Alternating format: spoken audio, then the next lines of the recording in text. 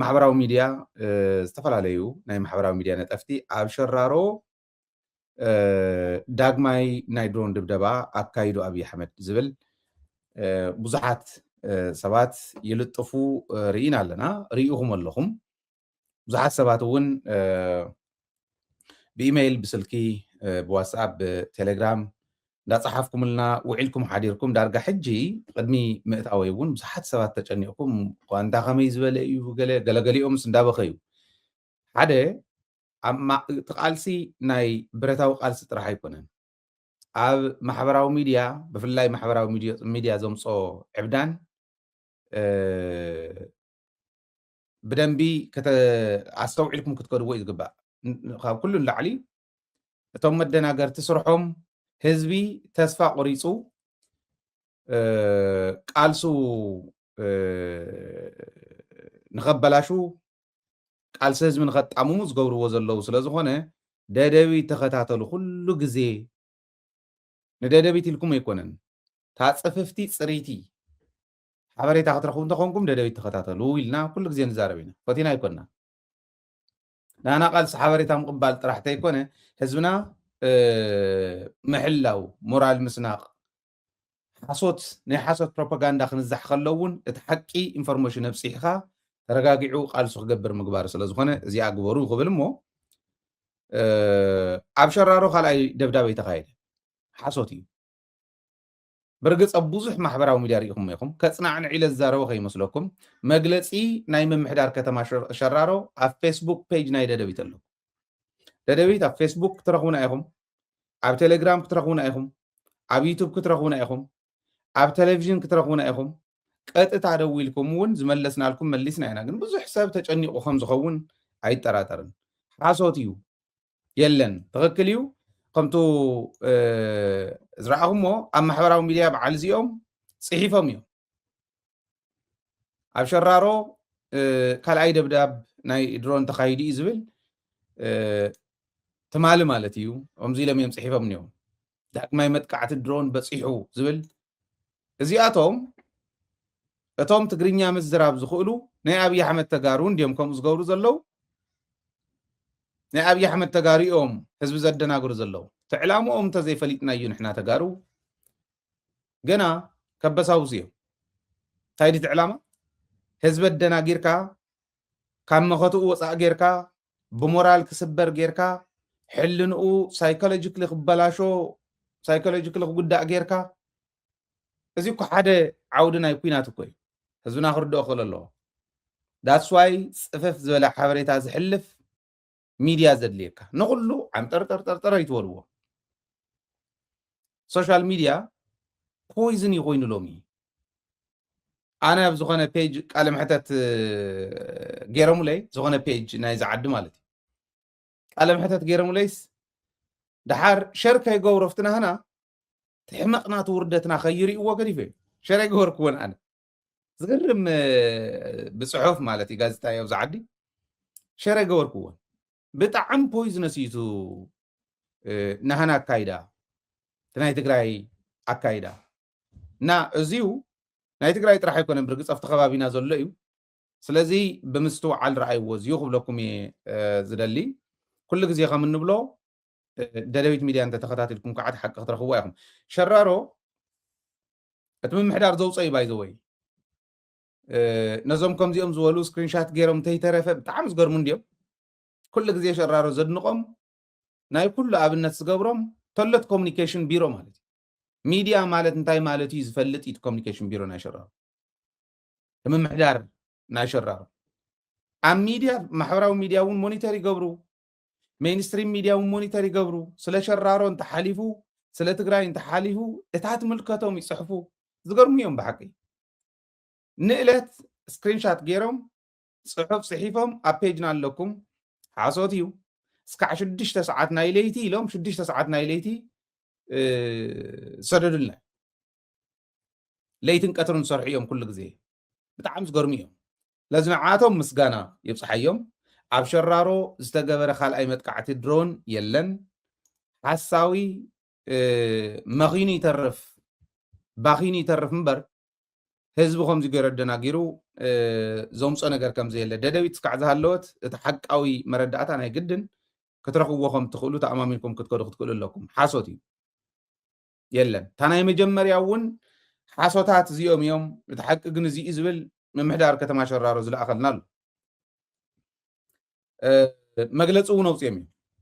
መግለፂ ኣውፅኦም እዮም ነታ ዝተገበረት ተፈፀመት መጥቃዕቲ ናይ ድሮን ናይ ዕለት 29 መግለፂ ኣውፅኦምላ እዮም እታ ናይ 30 ዝተባሃለት ግን ጌጋ እያ ሓሶት እያ ኢሎም ልኢኾምልና ለጢፍና ኣለና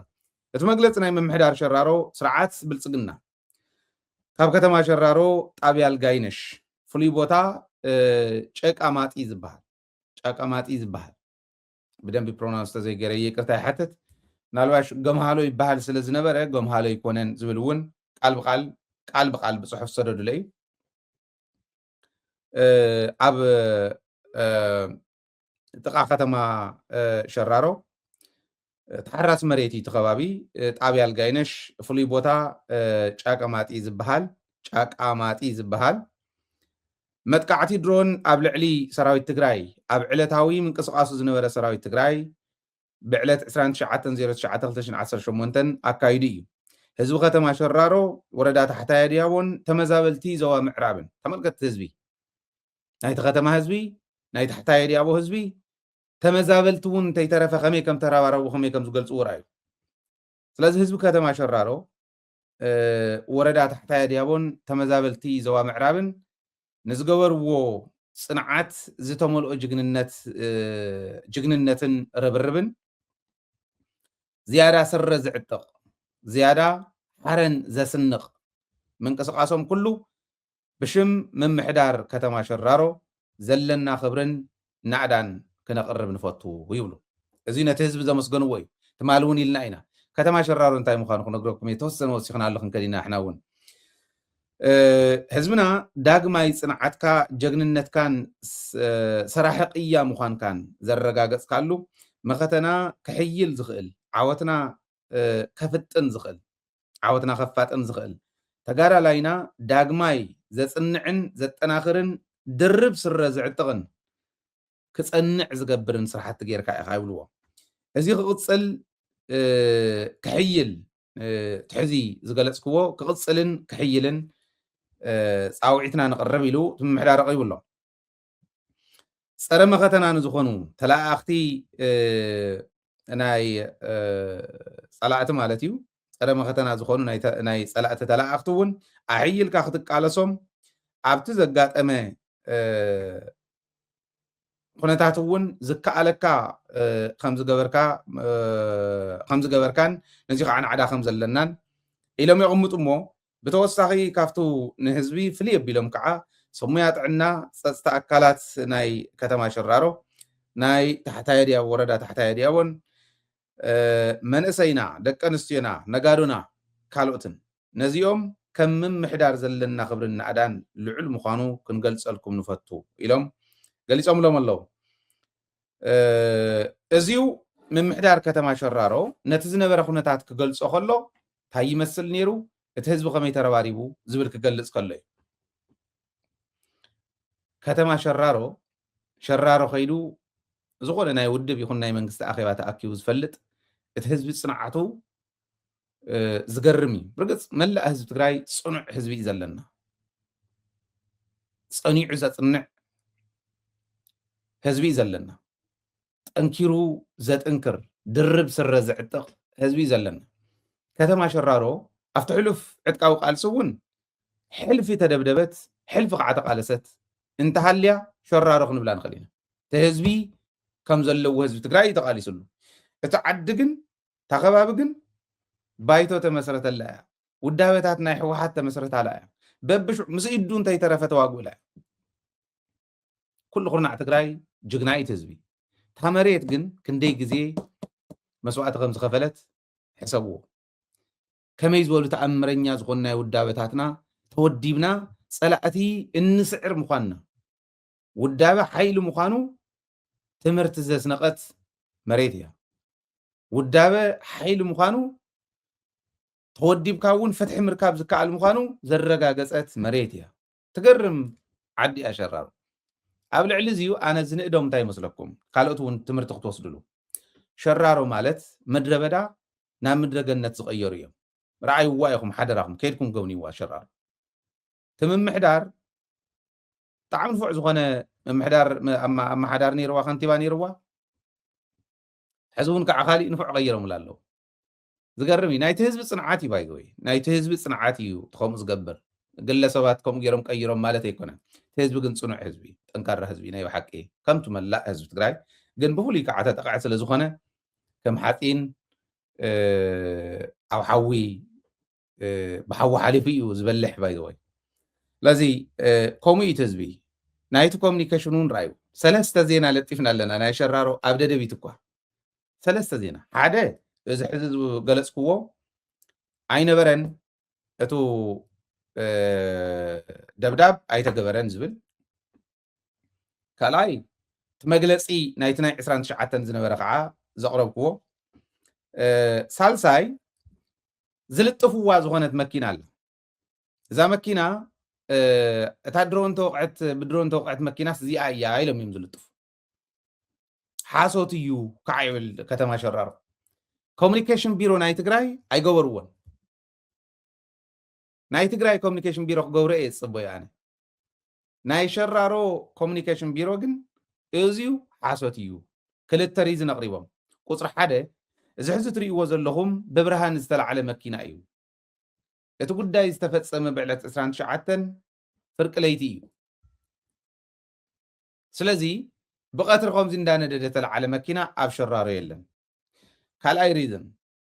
እተን መኪና ከምዚ ዝበላ ኣይኮናን ተቃፀለት መኪና ኣብ ሸራሮ ከምዚ ዝበለት መኪና ተቃፀለት የላን ስለዚ ኣንቱም እንዳለጠፍኩም ናይ ህዝቢ ሞራል ንምስባር በል ትብሉ ዘለኹም ትክክል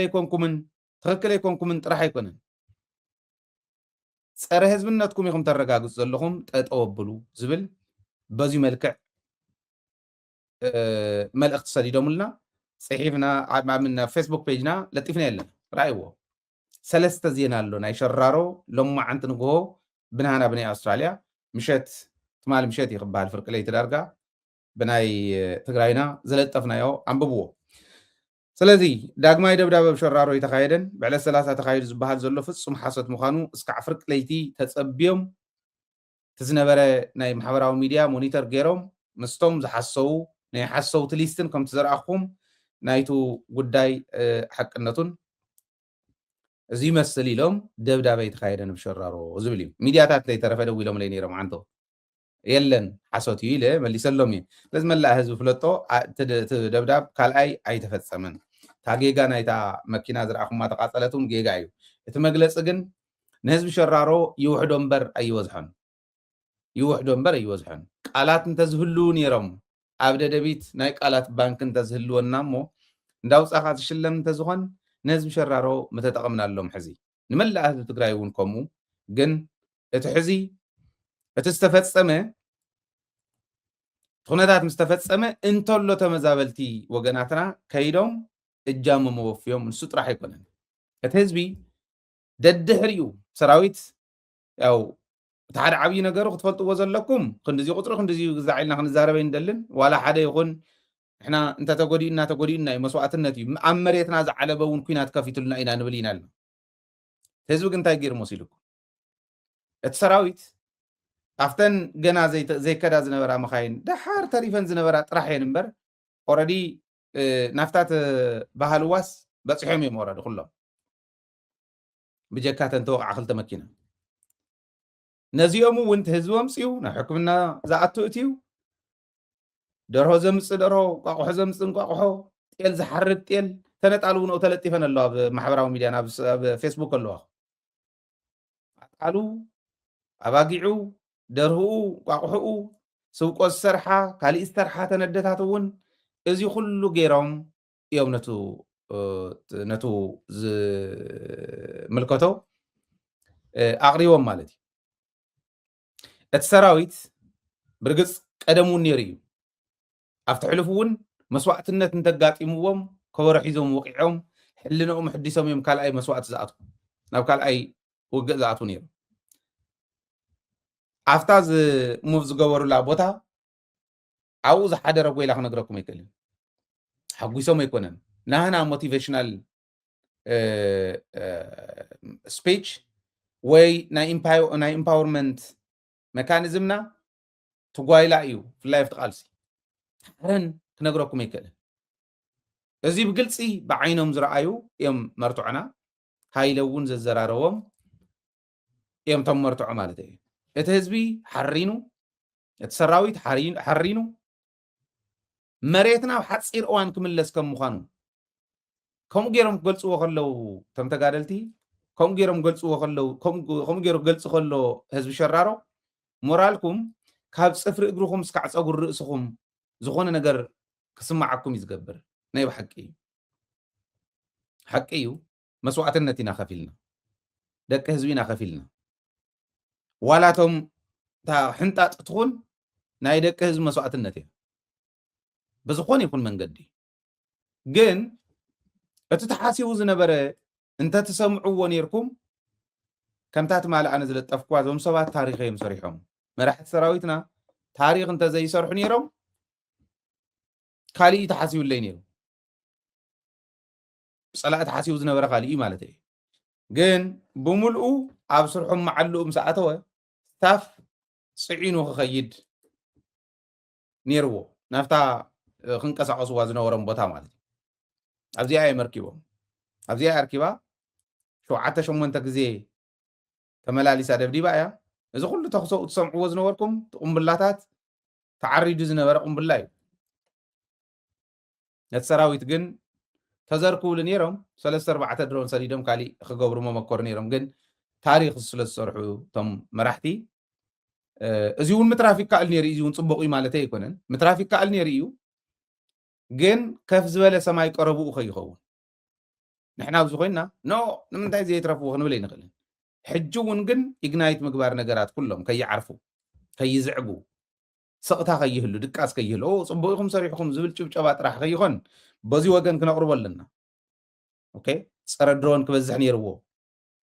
ሃይለ ድዩ ገብረ ማርያም ድዩ ወልደ ማርያም ድዩ ብዘየግድስ ክለኣኽ ኣሎ ፀረ ድሮን ክበዝሕ ኣለዎ ናይ ድሮን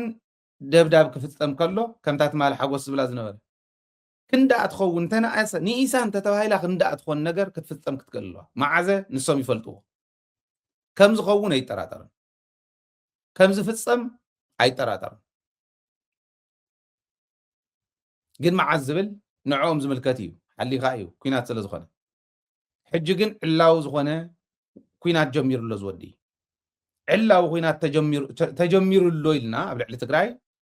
ብኩሉ ቋንቋ ምስራሕያታ ናህና ፍላይ ናይቲ ዳያስፖራ ፍላይ ናይ ሚድያታት ተንዚ ደቀሳ ሚድያታት ደቀሳ እዩ እተን ኣብ ስርሐን ዘለዋ ሚድያታት ግን ሕዚ ስራሕና ምቁዛም ኣይኮነን ኣነ ዛሪበ እዮም እየ ንገሊኦም ነቶም ዝምልከቶም ከምታ ዝበልኩኹም እያ ትሓረን ተሓቦ ትኒሕ ኣብ ቀረባ እዋን ንሰምዖም ዜናታት ብደንቢ ገይሮም ንዕኡ ክሕስዎ ዝኽእሉ እዮም ሓደራ ዝብለኩም ግን ከም ህዝቢ ንሓዞ ካብ ህፃን እስካዕ ሽማግለ ኣብ ልብና ብደንቢ ሓቲምና ክንሕዞ ዘለና ቅድሚያ ንተጋዳላይ ዘይትብል ሰላም ክንኮን ከለና ተጋዳላይ ንድርብዮ ኣብ ኩናት ክኾን ከሎ ተጋዳላይ ንብል እንተኮይንና ፀገም እያ እዚኣ ፀገም እያ እዚኣ ትበሃል እንተኮይና እንዳሕራይ ወረቐትና ሒዝና ኢና ክንወዳደር ፎርምካ መሊእኻ ጉዳይካ መሊእኻ ወረቐትና ሒዝና ክብል ከለኹስ ተወዳዲርካ ትመርሕ ዓድኻ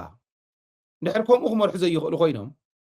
ደጊፍካዮም ድሕር ዘይድገፉ ትግራይ ብትክክል መስመር ክትምራሕ ስለ ዘለዋ እቲ ደሓን ዝበሃል ሰብ ክመርሕ ናብቲ መሪሕነት ክመፅእ ናይ ግድን እዩ ተወዳዲሩ ተወዲቡ ክመርሕ ናይ ግድን እዩ ስለዚ ቅድሚያ ነቲ ቅድሚያ ዝስዋኣላ ነቲ ቅድሚያ ዝቆስለላ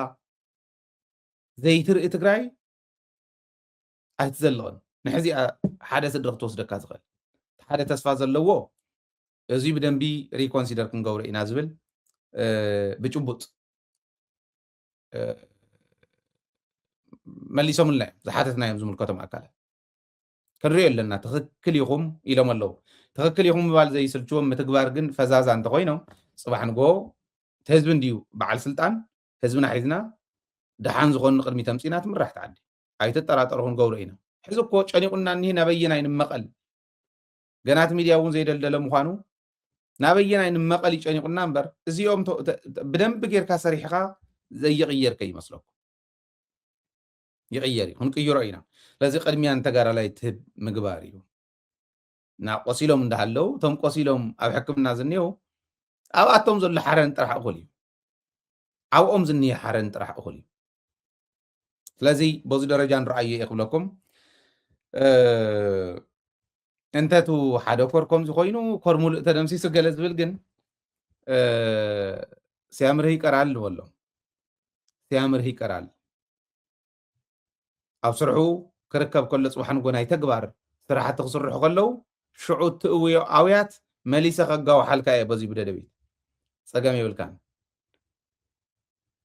ኮር ባዕሉ ተኣርሚ ባዕሉ ዝሰርሖ ተኣምር ፅባሕ ንጎ ደደቢት ከቃልሐልካ እዩ ሽዑ እንታይ ከም ትእውዩ ክሪአኩም እየ ዋላ አንቱም ናይ ፀላእት መሳርሒ ኮንኩም ዘለኹም ዝብል ክሕልፍ ደልየ